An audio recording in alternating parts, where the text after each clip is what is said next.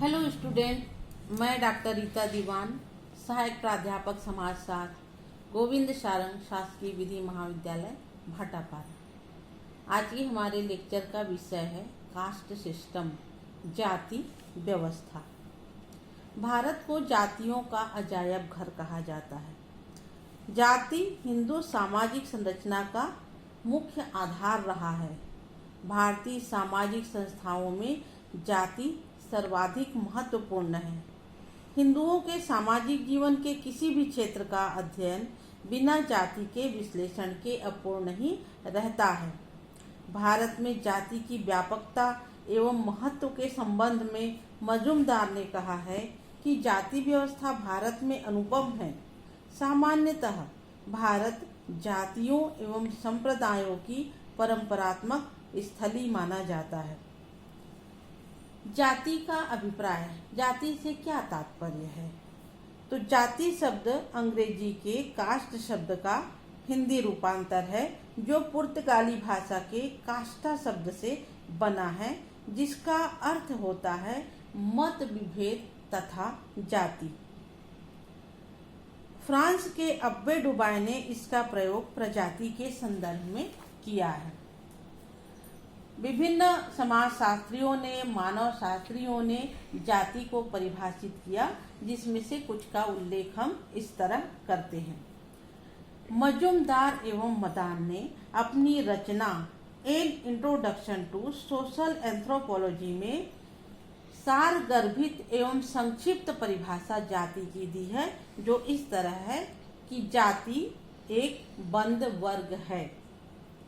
फूले ने अपनी रचना social organisation में जाति को परिभाषित करते हुए कहा है कि जब एक वर्ग पूर्णतः आनुवंशिकता पर आधारित होता है तो हम उसे जाति कहते हैं।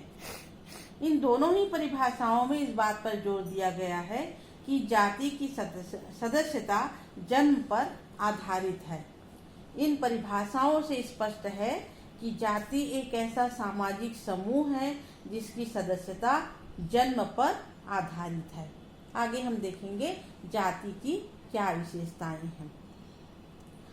जाति की विशेषताओं के संदर्भ में एम के दत्ता ने कुछ विशेषताओं का उल्लेख किया है कि जाति के सदस्य जाति के बाहर विवाह नहीं कर सकते, खान पान पर प्रतिबंध होता है, पेशे निश्चित होते हैं, जातियों में ऊंच नीच का संतरण पाया जाता है, ब्राह्मणों की स्थिति सर्वमान्य शिखर पर होती है, जाति जन्म पर आधारित होती है और संपूर्ण जाति व्यवस्था में ब्राह्मणों की श्रेष्ठता होती है।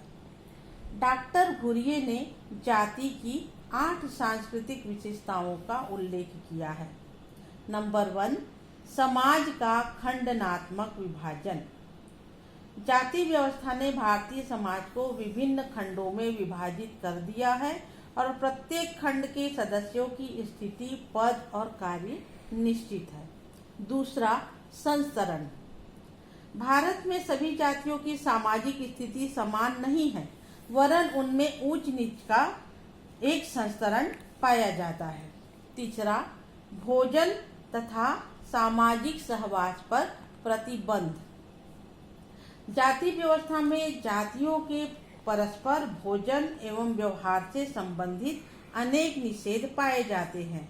सामान्यतः ऊंची जातियों के द्वारा बनाया गया भोजन निम्न जातियां स्वीकार कर लेती है, किंतु उच्च जाति के लोग निम्न जातियों द्वारा बनाए भोजन को स्वीकार नहीं करते।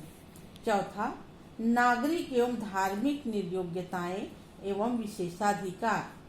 जाति व्यवस्था में उच्च जातियों की कई सामाजिक एवं धार्मिक विशेषाधिकार प्राप्त है, जबकि निम्न जातियों को उनसे वंचित किया गया है। इस प्रकार उच्च जातियों को सामाजिक एवं विशेषाधिकार प्राप्त रहे हैं और अछूतों को अनेक निर्योग्यताओं से पीड़ित रहना पड़ा है। दक्षिण भारत में अछूत जातियों पर अनेक निर्योग्यताएं लादी गई हैं। मालाबार में इजाबाह लोगों को जूते पहनने, छाता लगाने, गाय का दूध निकालने तक की आज्ञा नहीं होती थी। 5वां, पेशे का प्रतिबंधित चुनाव। प्रायः प्रत्येक जाति का एक परंपरागत व्यवसाय होता है जो पीढ़ी दर पीढ़ी हस्तांतरित होता रहता है। कई जातियों के नाम से ही उनके व्यवसाय का बोध होता है। प्रत्येक जाति यह चाहती है कि उसके सदस्य निर्धारित जातिगत व्यवसाय ही करें, किंतु कुछ व्यवसाय जैसे कृषि, व्यापार, सेना में नौकरी आदि सभी जातियों के व्यक्ति काम कर सकते हैं। अगला, विवाह संबंधी प्रतिबंध। जाति की यह प्रमुख विशेषता है कि प्रत्येक जाति अपनी जाति में ही अथवा उपजाति में ही विवाह करेंगे। जन्मजात सदस्यता। जाति की सदस्यता जन्मजात होती है। शिक्षा, धर्म, व्यवसाय एवं गुणों में वृद्धि करने से भी जाति परिवर्तित नहीं होती। 8वां, जाति का राजनीतिक रूप। जाति एक राजनीतिक इकाई भी है क्योंकि प्रत्येक जाति व्यवहारिक आदर्श के नियम प्रतिपादित करती है और अपने सदस्यों पर लागू भी करती है। जाति के द्वारा विधायिक, न्यायिक और कार्यकारिणी संबंधी कार्य भी संपन्न किए जाते हैं, जिसके कारण उसे राजनीतिक इकाई का रूप मिलता है। कि जाति का आगे हम देखते हैं कि जाति समाज के लिए किस तरह महत्वपूर्ण है, अर्थात जाति का कार्य क्या है, जाति का समाज के लिए, व्यक्ति के लिए, राष्ट्र के लिए क्या कार्य है। वर्तमान में जाति का स्वरूप विघटित हो रहा है, किंतु प्राचीन काल में जाति ने व्यक्ति, समाज और राष्ट्र के लिए महत्वपूर्ण कार्य किए हैं। हट्टन ने जाति द्वारा किए जाने वाले कार्यों को 3 भागों में विभक्त किया। नंबर 1, सदस्यों के व्यक्तिगत जीवन में जाति के क्या कार्य हैं। जाति के कार्य, इसके अंतर्गत पहला, सामाजिक स्थिति का निर्धारण।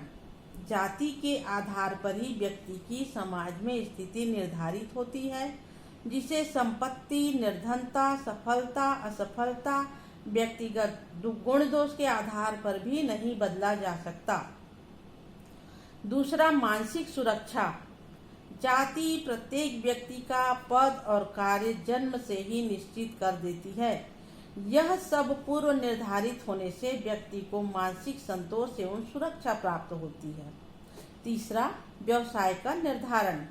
प्रत्येक जाति का एक परंपरागत व्यवसाय होता है, तो इसके कारण व्यावसायिक प्रतिस्पर्धा नहीं पाई जाती। नेक्स्ट, वैवाहिक समूह का निर्धारण। जाति ही तय करती है कि व्यक्ति अपना जीवन साथी किस समूह में से चुनेगा। इस संदर्भ में व्यक्ति को जाति नियमों का पालन करना होता है। नेक्स्ट, सामाजिक सुरक्षा। प्रत्येक जाति की एक जाति पंचायत एवं जाति संगठन होता है। अगला, व्यवहारों पर नियंत्रण। प्रत्येक जाति के अपने कुछ नियम एवं प्रतिबंध होते हैं, जिनके द्वारा व्यक्ति के व्यवहारों को नियंत्रित किया जा सकता है। तो ये थे सदस्यों के व्यक्तिगत जीवन में जाति के कार्य। आगे हम देखेंगे कि जाति समुदाय से संबंधित जाति के क्या कार्य होते हैं। इसमें पहला है धार्मिक भावना की रक्षा। प्रत्येक जाति के देवी देवता एवं धार्मिक विधान होते हैं, जिनकी जाति के सदस्य प्राणपण से रक्षा करते हैं। दूसरा, रक्त की शुद्धता।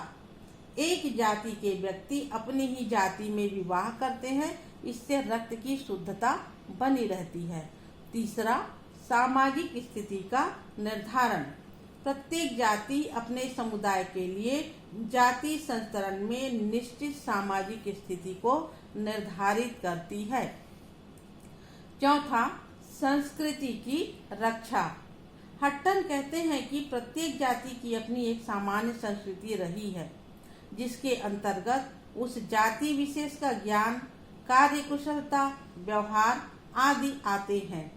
ये सब जाति में एक पीढ़ी से दूसरी पीढ़ी में हस्तांतरित होते रहते हैं।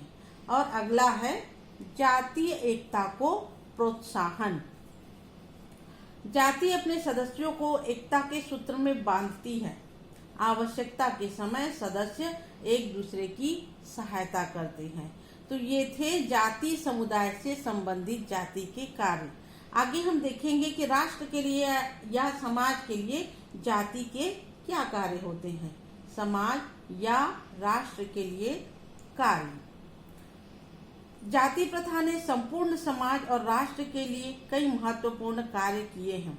जाति द्वारा जो कार्य संपूर्ण समाज एवं राष्ट्र के लिए किए जाते हैं वे किसी अन्य समिति अथवा संस्था द्वारा नहीं किए जाते।